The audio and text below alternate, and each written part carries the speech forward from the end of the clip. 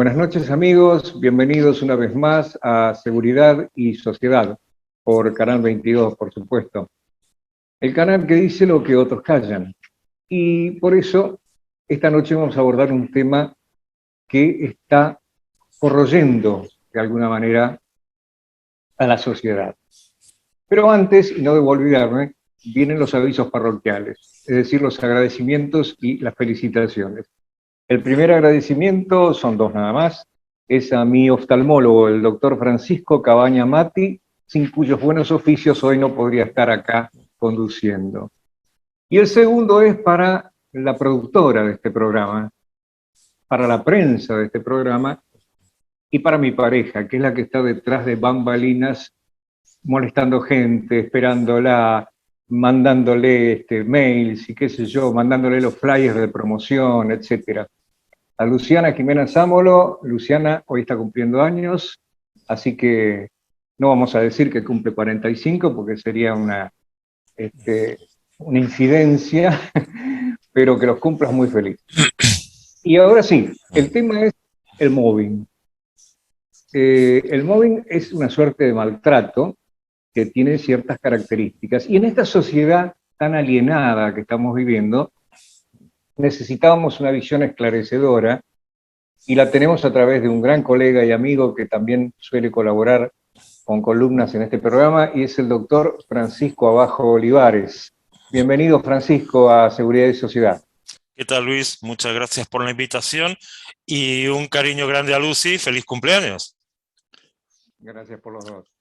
Dime, ¿qué está pasando en esta sociedad tan loca específicamente con el mobbing? ¿Qué es el mobbing para la gente? A ver, en principio, y buscando una definición que sea entendible para todos, dicho en criollo, es cómo le hago la vida imposible al tipo que tengo laburando al lado mío, con dos motivos o con dos objetivos posibles. Uno, buscando sacármelo de encima, sea que quiero hacer una reducción de personal y que no quiero pagar indemnizaciones, sea que lo que quiero echarle para poner a alguien en su lugar, ya sea que es un empleado público a quien no puedo despedir porque tiene una estabilidad propia, entonces le hago la vida imposible buscando que renuncie, o bien porque ha caído en las garras de un personaje siniestro con características de tipo psicopático, que lo que hace es un abuso de poder y disfruta haciendo el daño a otros. Suelen ser las dos puertas que nos ayudan a entender por qué se da en las organizaciones. Y yo no sé si es que de repente hay más, o... A ver, creo que aquí se ponen en juego distintos factores.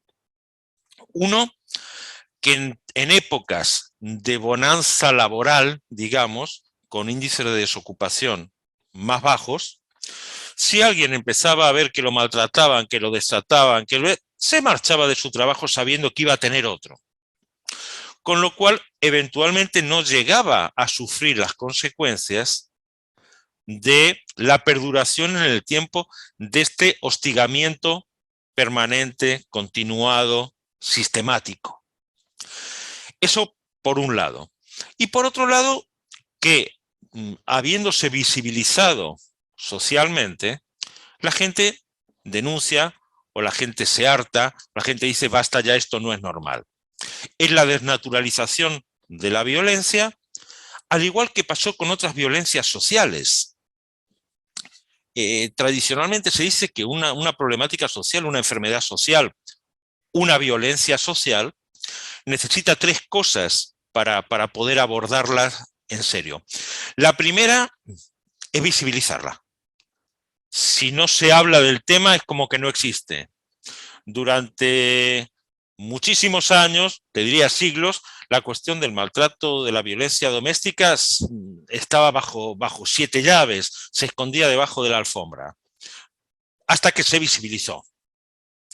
El segundo elemento necesario es demostrar que afecta a un número importante de gente. Y la tercera es la voluntad política y social de hacer algo al respecto. Una pregunta, Dime. Francisco, porque uno trata de ponerse con cada tema y leer, ¿qué es esto de las distintas fases o distintos tipos de verticalidad ascendente, exactamente qué significa? Mira, normalmente cuando uno habla de acoso laboral, de hostigamiento, primero cuando habla de acoso laboral, automáticamente la gente piensa en acoso sexual, y el término acoso es un término genérico. De hecho, el convenio 190 que entró en vigencia en Argentina el pasado mes de febrero, el 23 de febrero, es un convenio para enfrentar la violencia y el acoso en el mundo del trabajo. No necesariamente hablamos de acoso sexual cuando usamos el término acoso laboral. Hostigamiento laboral, persecución laboral, como queramos. Y uno instintivamente piensa siempre en el jefe haciéndole la vida imposible al subordinado. Y esto es un error, porque se da, como bien señalabas, en forma horizontal, entre pares, y en forma vertical, tanto ascendente como descendente. Sin duda alguna, el mobbing vertical ascendente, en el que la víctima es el superior jerárquico, es el menos frecuente. Pero se ha dado desde que el mundo es mundo. La serruchada de piso existe desde que existen las organizaciones. Siempre ha habido alguien que ha querido serruchar el piso al superior para poder crecer o trepar en esa pirámide organizacional. Son lo menos frecuentes, sin duda. Y luego hay estudios en algunos lugares del mundo ya con bastantes años, es decir, donde se está abordando la problemática desde hace ya mucho tiempo, donde nos dicen que entre pares, la horizontal y la vertical descendente, en el cual la víctima es el subordinado jerárquico, estarían en una similitud estadística. Y en lo que referías a las fases, sí, a ver, obviamente no todos los casos son iguales. Va a depender de distintos factores, del tipo de organización, de la personalidad de la víctima, de la personalidad del acosador, pero por lo general hay una suerte de guión madre que comienza con algo que detona, algo que dispara en el hostigador, el decir, bueno, voy a por este, o voy a por esta, es lo mismo. Sí, algo me ibas a preguntar. No, es que se me ocurre que ese detonante muchas veces puede desenvolverse dentro de la propia psiquis del futuro acosador. Es decir, Absolutamente. el comentario que para la víctima es totalmente inocente puede desencadenar este proceso, ¿verdad? Es más, ni siquiera tiene que existir. Basta con que exista en la mente de un psicópata organizacional que entienda que cuando le has dado los buenos días, en realidad te estabas mofando de él porque su equipo de fútbol perdió el día anterior. Y eso es el elemento detonante para que diga, este tipo me lo cargo. Entonces, había una publicidad hace muy poco tiempo atrás, vos la recordarás, y me hace acordar y viene a cuento, ¿no? De un empleado que estaba sufriendo porque el jefe lo miraba raro, porque tenía un Sí. tic en la ceja y lo miraba de costado. Entonces se iba haciendo toda la película hasta que en una reunión común descubría que era un tic del jefe, ¿no? Y ahí se tomaba 5 minutos, se tomaba un té. Pero digo, esta cuestión también de fabular se da también, ¿no? Si le damos vuelta, yo recuerdo un caso que me comentaron hace ya unos años de una chica que se casó y dentro de los regalos del viaje de casamiento, bueno, en definitiva, se fue de viaje al Caribe venezolano. Bueno, cuando volvió, la jefa, que hasta ese momento había sido correcto, no sé si como hermana, pero correcto, empezó todo un proceso de hostigamiento. ¿Qué pasaba? Esa jefa siempre había querido ir al Caribe venezolano y nunca pudo. La envidia tiene mucho que ver con esos puntos detonantes. El hecho el hecho de decirle que no. Yo recuerdo un caso en el que participé directamente, en el que ante la propuesta de un superior jerárquico para ascender a una determinada persona en un ámbito público sin que esa persona cumpliera ninguno de los requisitos que establecía el reglamento, hubo una pobre ingenua que cuando preguntó, ¿hay alguien que quiera decir algo? ¿Alguien no está de acuerdo? Y esta pobre infeliz dijo, yo, porque no se cumple lo que dice el reglamento, porque primero le tocaría a fulanito, después a menganita, después a sutanito, y tampoco es que le correspondiera a ella, no estaba peleando por ella, estaba diciendo que no se cumplía la norma. Y eso supuso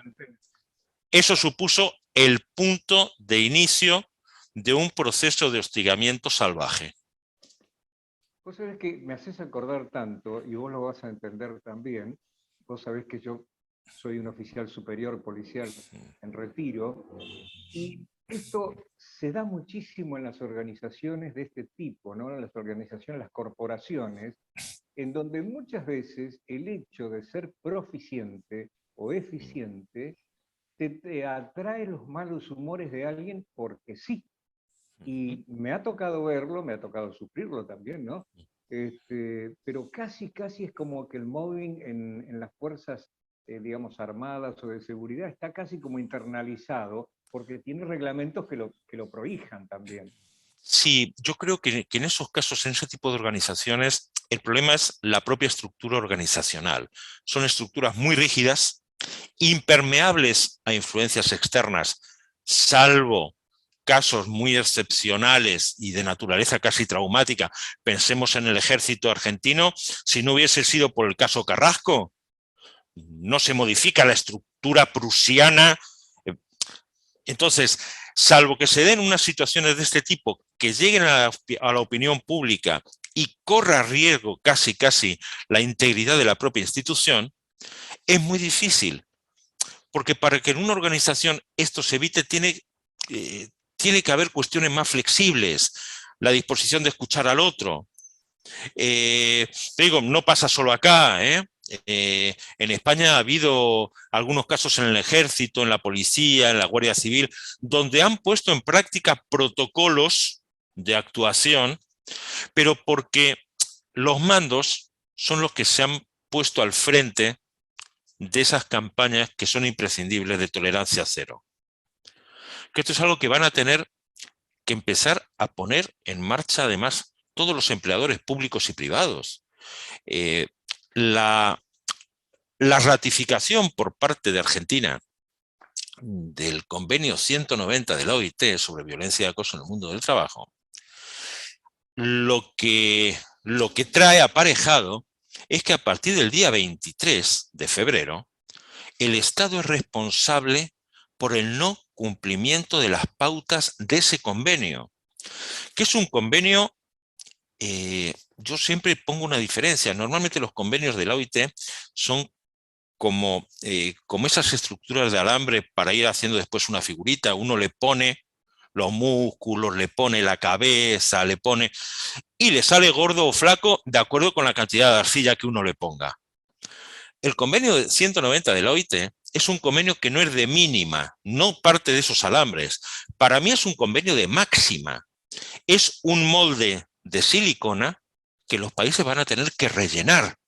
Y no es tan fácil rellenar un molde que es muy amplio, muy abarcativo, muy ambicioso, y donde realmente en la OIT, yo no sé si muchos han tomado conciencia del alcance que tiene realmente, es absolutamente tuitivo, absolutamente protector para todos los trabajadores y trabajadoras, todos, frente a cualquier manifestación de violencia que sufran en el trabajo, durante el trabajo, yendo o volviendo del trabajo, o a raíz o como consecuencia de ese trabajo. Entonces, totalmente de acuerdo, perdóname. Sí. Tan importante es, y vos coincidirás porque el experto sos vos, pero yo estaba leyendo que ha habido casos, no solamente de depresión encubierta o reactiva, sino de suicidio derivado del maltrato, bueno, del acoso, ¿no? de hecho, mira, yo comencé la semana pasada a dictar una diplomatura en la UAI, en la Universidad Abierta Interamericana, sobre violencia y acoso en el mundo del trabajo. Y para la clase, no de hoy, porque la damos los jueves, sino la del jueves que viene, esto no lo saben los alumnos, lo sabéis vosotros primero, uno de los temas que voy a tocar es el caso de France Telecom, del juicio a los directivos de France Telecom, que los condenaron en el 20 de diciembre del 2019, donde a raíz de las políticas que tomó la empresa en todo el proceso que era de privatización o de regulación de las empresas en Europa, hubo 19 suicidios, 12 intentos de suicidio y 8 personas más con depresión. El objetivo, sobre 120.000 trabajadores, tenían que eliminar 22.000 puestos de trabajo y desplazar a otros 10.000. Y el objetivo fue hacerles la vida imposible, buscando esa renuncia o una jubilación anticipada o un acuerdo que en realidad estaba forzado a partir del maltrato, de la persecución, del hostigamiento. Hubo una que se tiró por una ventana, hubo otro que se inmoló, se pegó fuego frente a la sucursal de France Telecom en la que trabajaba. Entonces, por supuesto, hay suicidios, hay homicidio, suicidio. Acá no estamos tan acostumbrados. Pero recuerda, hace unos años, no recuerdo, se ve que nos estamos poniendo ya mayores, Luis, si era personal de AFIP, de ANSES, sé que era creo recordar que en Peguajó o por ahí. La sucursal a los tiros, ¿no? Sí, es más, fue a buscar, era una persona que había quedado cesante como consecuencia de agotar los plazos de licencias médicas derivadas de depresión mayor originada, era reactiva a una situación de violencia y maltrato que sufrió. Con lo cual, creo que un día se ve que abrió un cajón, vio un 38 en buen estado, lo cargó, se fue a ver a su ex jefa y su ex compañera, que eran los que le habían hecho la vida imposible, las mató a las dos y después se suicidó. Recuerdo el caso. Bueno. Y creo que es esclarecedor, ¿no? Yo entiendo que sí. Ilustrativo, tremendamente ilustrativo, ¿no? La gente no toma conciencia de hasta dónde se puede llegar. Pero hay gente que no necesita suicidarse. Hay gente que no pierde la vida, pero pierde la empleabilidad. Hay gente que queda con unas incapacidades de tipo psicológico después de esas depresiones, con un estrés postraumático de tal magnitud que no puede volver a obtener un trabajo como corresponde, no se puede volver a insertar en el mercado laboral, no puede volver a insertarse en una estructura de trabajo como la que tenía y la que le generó ese estrés postraumático. Entonces, caramba. ¿Qué tiene que ver? Algunos dicen que sí, yo creo que vos vas a coincidir, pero viste que el violado de chico termina violador en muchos casos, ¿no? Porque repite la conducta traumática que sufrió y la hace sufrir a otro como una suerte de válvula de despresurización. ¿Qué hay en el moving? ¿El maltratador ha sido maltratado? A veces sí. A veces sí, a veces sí, a veces no. A veces se ha manejado siempre en una estructura violenta, maltratadora, sistemática, porque hay organizaciones que son así. Hay una película excelente, si no me equivoco, es Jack Nicholson con el muchacho este de Top Gun. No me acuerdo ahora el nombre, insisto, nos estamos poniendo mayores. Donde uno de los soldados, porque es, a ver, el caso Carrasco con acento yanqui, poco más, poco menos. Uno de los soldados que llevan a la muerte al soldado que fallece con Tom Cruise, dice, pero yo hice lo que me ordenaron, yo no estaba haciendo algo malo, cumplía órdenes, me dijeron, esto es lo que se hacía siempre, cuando pasaba esto. Entonces, hay situaciones de maltrato que están tan aceptadas en determinadas organizaciones que van repitiendo patrones de conducta. Enmascarados en muchos casos, digamos, en cuestiones de fortaleza o paradigmas Sí, de resistencia. Entonces usted sí, tiene que resistir el maltrato y no puede cuestionarlo porque está bueno, acá. Y para claro. ser un buen jefe hay que sufrir. Y en Bueno, esta, ahí forma parte también un poco, normalmente cuando uno analiza las personalidades de los hostigadores, suelen ser predominantemente perfiles psicopáticos. Pero también hay un componente importante de personalidades narcisistas, personalidades paranoides, y cuando metes todo eso en un paquete, Dios, pues se hace un paquete explosivo, sobre todo si tenemos en cuenta eh, que, por ejemplo, en el tema de la personalidad psicopática, a ver, claramente no es una enfermedad y el psicópata no se hace, el psicópata nace, o al menos eso dicen los especialistas. y sí, y lo sabemos porque lo hemos estudiado en algún posgrado en el cual hemos Exacto, tenido en exacto. psiquiatría forense. El El psicópata, psicópata nace con determinadas características, no saben por qué demonios es así, y el entorno lo que hace es contenerlo, dirigirlo o hacer que aflore. De perdón, y hay hecho, grandes psicópatas que no cometen ningún delito, que no, de no, no, pronto son líderes religiosos o de pronto son líderes políticos o pero militares. incluso hay gente que es útil a la sociedad. A ver, que me perdonen, insisto, no soy médico y no les puedo hacer un diagnóstico, pero yo creo que para ser, no sé, cirujano cerebrovascular infantil, tienes que tener un toque de psicopatía. A ver, yo no me veo capaz de abrirle la cabeza a una criatura, sacarle los cables, volver a soldárselos, ponérselos dentro y luego irme a comer un sándwich de mortadela. Totalmente. Entonces, a ver, el personaje este de televisión, la serie esta sobre el psicópata que era además, trabajaba como médico forense, eh, Ah, bueno, sí, sí. El del bueno, bastón. no, ese era el médico, el Doctor House. Yo me refiero al Doctor. otro, que en realidad es un asesino serial contenido. Ah, mira. Y bueno, hay personalidades o rasgos de este tipo que lo que hacen es sublimarlos hacia aspectos positivos y necesarios para la sociedad, en ¿Cómo está hoy definitiva. el aspecto legal? ¿Cómo ves Argentina en el escalón internacional con respecto a el abuso del trabajador? ¿Cómo ves Mira, la parte legal y demás? a partir de la entrada en vigencia ahora del convenio es como que todo ha cambiado un poco. Sin embargo, yo siempre he sostenido que el convenio 190 en el caso argentino me parece que se apresuraron. Creo que fue más a ver quién se ponía las jarreteras, quién se ponía la cocarda de decir, bueno, de hecho hay 12 países que han ratificado el convenio, pese a haber sido adoptado por mayoría abrumadora en la OIT. ¿Sí?